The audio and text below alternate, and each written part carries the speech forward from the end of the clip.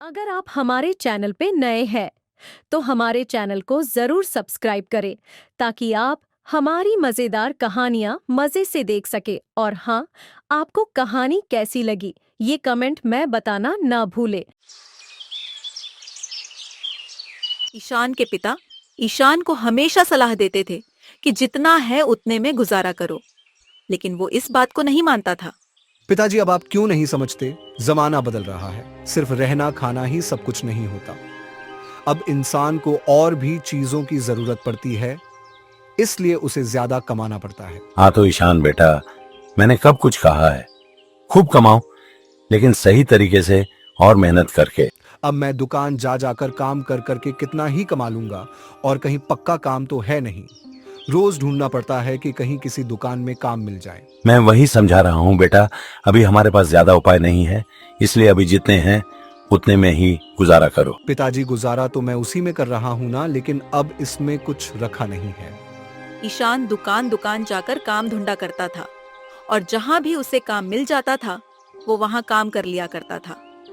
वो एक छोटे से गांव में रहता था और इसलिए उसे ज्यादा बड़ा काम नहीं मिलता था। कभी कभी तो उसे काम ही नहीं मिलता था। सुबह से घूम रहा हूँ, फिर भी आज भी कोई काम नहीं मिला है। पिछले कुछ दिनों से कोई भी कमाई नहीं हो रही है। ईशान ये सोचते हुए रास्ते से जा रहा होता है, तभी उसे रास्ते में एक बाबा मिलते हैं। बेटा, मुझे बड़ी प्यास लगी है, क्या तुम मेरे लिए कहीं से पानी ला दोगे? बाबा, मैं तुम्हारे लिए पानी लाऊंगा तो मुझे क्या मिलेगा? ज्यादा कुछ तो नहीं है मेरे पास, लेकिन फिर भी मैं तुम्हें कुछ चावल दे दूंगा। ईशान सोचता है, आज कुछ कमाई नहीं हुई, कम से कम इसी तरीके मुझे आज लायक चावल तो मिल जाएंगे। क्या सोच रहे हो बेटा? ठीक है बाबा, तुम यही रुको, मैं पानी लेकर आता हूँ। ईशान पासी के कुएं से पीने का पानी बाबा के लिए लाता है।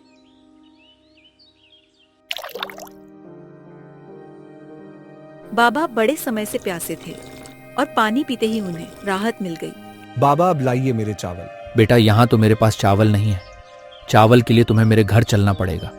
ईशान मन में सोचता है, अब इन बाबा के साथ इनके घर तक जाओ। मुझे पहले पता होता तो मैं मना ही कर देता, लेकिन अब मैं क्या ही कर सकता हूँ। ईशान बाबा के घर जाता है। बाबा थोड़ी देर के लिए अंदर जाते हैं और ईशान को चावल की एक पोटली लाकर देते हैं।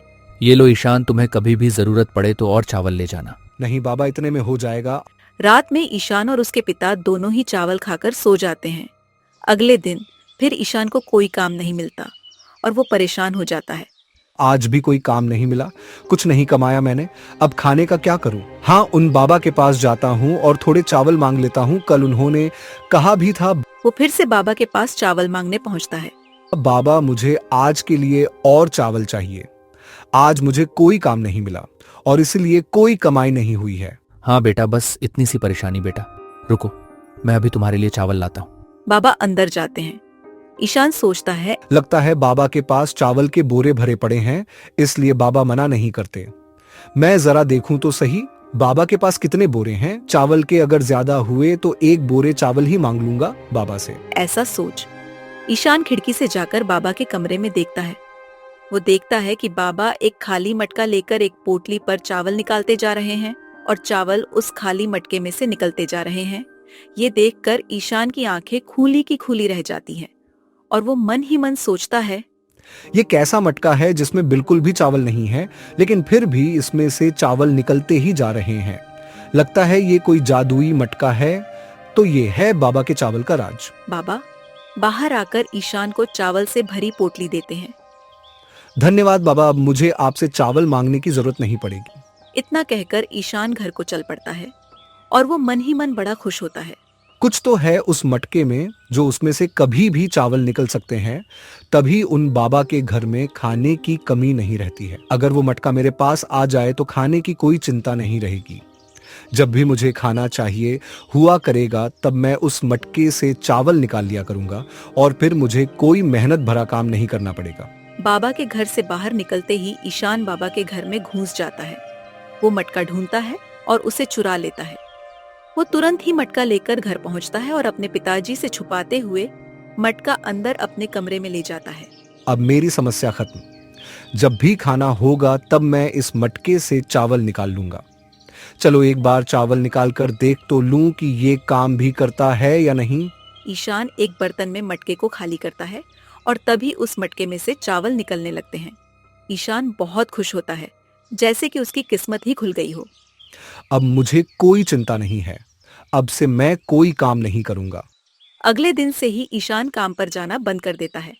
उसे ऐसा देख उसके पिताजी उससे कहते हैं, ईशान बेटा, क्या हुआ, आज तुम काम पर नहीं गए? अब से मैंने काम करना छोड़ दिया है पिताजी। काम छोड़ दिया है? लेकिन क्यों बेटा?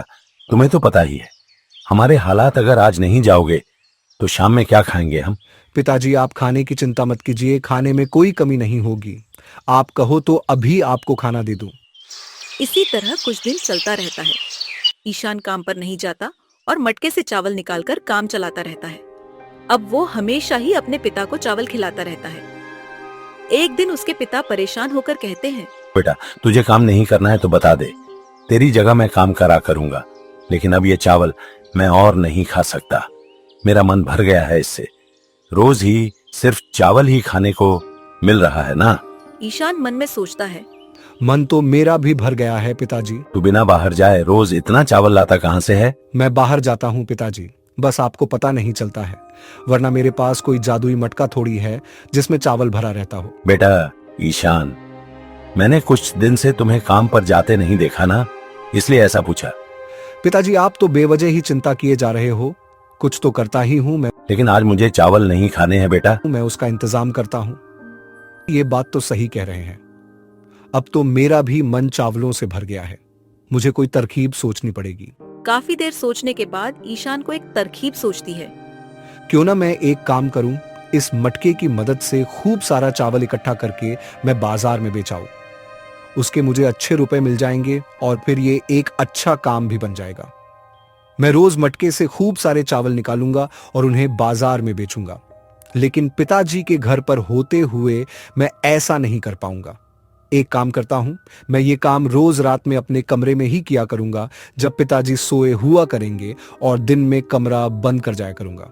आहा, ये सही रहेगा। ईशान ऐसा ही करता है। वो अपने कमरे में कई सारे बोरे भरकर चावल इकट्ठे कर लेता है और उन्हें बाजार में बेचने जा रहा होता है। ये क्या है बेटा? तू कब लेकर आया ये? आप सो रहे थे? और ये दरवाजा क्यों लगाया है? पिताजी, अंदर एक दो बोरे और है ना। पिताजी, तो कहीं बाहर से चूहे न घुस जाए, इसीलिए आप चिंता न करें। ईशान बाजार में चावल बेचकर आता है। इससे उसे बहुत अच्छे रुपए मिलते हैं। इतने रुपए तो कभी नहीं देखे मैंने। ये तो सच में बड़ा ही गजब का मटका है। अब तो मैं चावल के बोरे बेच बेच कर खूब अमीर बन जाऊंगा और मुझे दुकान दुकान जाकर काम नहीं देखना पड़ेगा। इसी तरह कुछ दिन बीत जाते हैं और ईशान रोजाना चावल के बोरे बेचकर अच्छा पैसा कमा लेता है। ईशान का एक पड़ोसी होता है जो ईशान की तरक्की से बहुत जलता है। वो सोचता है, इस ईशान के पास तो कुछ भी नहीं था। 10 दिन पहले तक तो इसके खाने के भी हालात नहीं थे। फिर अचानक से क्या हुआ समझ नहीं आता। ना जाने ये रोज कहाँ से इतना चावल लेकर आता है और फिर उसे बाजार में बेच देता है। मुझे लगता है कि ये कहीं से चोरी कर रहा है। मैं ये बात मुखिया को बताकर आता हूँ। पड़ोसी उसकी शिकायत मुखिया से करके आता है। मुखिया भी अपने कुछ लोगों के साथ तुरंत ही ईशान के पास पहुँचते हैं। ईशान, अब तुम्हारा काम बढ़िया चलता दिख रहा है। हाँ मुखिया जी, बड़ी मेहनत लगती है। अच्छा ईशान, एक बात बताओ, तुम ये चावल कहाँ से लेकर आते हो? जी बस बाहर से लेकर आता हूँ। अच्छा जरा चलो मेरे साथ और दिखाओ मुझे कहाँ से लेकर आते हो तुम ये चावल। ईशान सोच में पड़ जाता है कि वो मुखिया को कहाँ और किसके पास लेकर जाए। क्या हुआ ईशान, भूल गए किससे लेकर आते हो? लेकिन मैं ये आपको क्यों बताऊं, मैं कहीं से भी लाऊं। बस ईशान का इतना कहना ही था कि मुखिया के साथ के लोग ईशान को पीटने लगते हैं। वो ईशान को चोर समझकर पीटते ही जाते हैं। चोरी करता है, ऊपर से अकड़ दिखाता है। मारो इसको, तभी इसकी बुद्धि ठिकाने आएगी। मैंने चोरी नहीं की, चोरी नहीं की। तो कहाँ से लाता है तू रोज इतना चावल? वो मेरे पास एक जादुई मटका है, उसमें से खूब सारा चावल निकलता है। वही चावल मैं बाजार में बेचता हूँ। मुखिया ईशान की बात सुनकर चौंक जाता है और फिर ईशान उसे अपने घर लेकर जाता है। ईशान के पिता बाहर ही बैठे होते हैं और ईशान की ऐसी हालत देखकर घबरा जाते हैं। क्या हुआ ईशान बेटा, तेरी हालत ऐसे कैसे हो गई? क्या हुआ मुखिया जी, मेरे बेटे की लड़ाई हो गई क्या किसी से? वो ये चावल चोरी करके बाजार में बेचता है। मेरा बेटा चोरी नहीं करता है। मैं अभी वो मटका लाकर आपको दिखाता हूँ, फिर आपको यकीन हो जाएगा कि मैंने चोरी नहीं की है। ईशान वो मटका लाकर मुखिया को देता है। ये रहा वो मटका। इससे जितना चाहो उतना चावल निकलता है। मुखिया वो मटका लेकर उसे उल्टा करके देखता है, लेकिन इस बार मटके में से कुछ भी नहीं निकलता।